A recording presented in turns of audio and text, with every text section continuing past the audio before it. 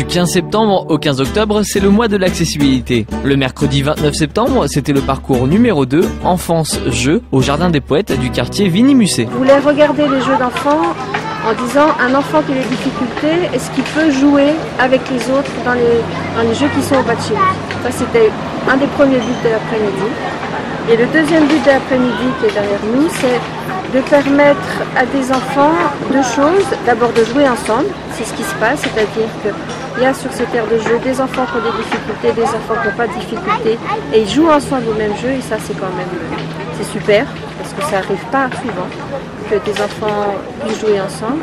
Et autre deuxième objectif, c'était de permettre à des enfants qui n'ont pas de difficultés de se mettre à un court moment dans la peau d'un enfant qui est en fauteuil roulant ou qui a besoin d'une canne blanche pour se déplacer. Et quand on voit le sérieux avec lequel les enfants sans handicap jouent, ça veut dire que c'est gagné.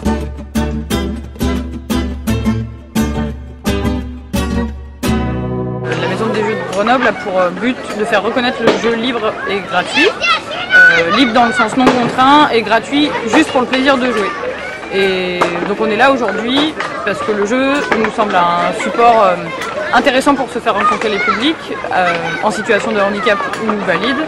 Et c'est pour ça que du coup on invite aussi les structures de type centre de loisirs de l'agglomération grenobloise à venir se rajouter aux structures d'instituts spécialisés, aux tout venants du quartier pour se rencontrer, voilà, valide ou non valide, autour des jeux pour passer un bon moment ensemble.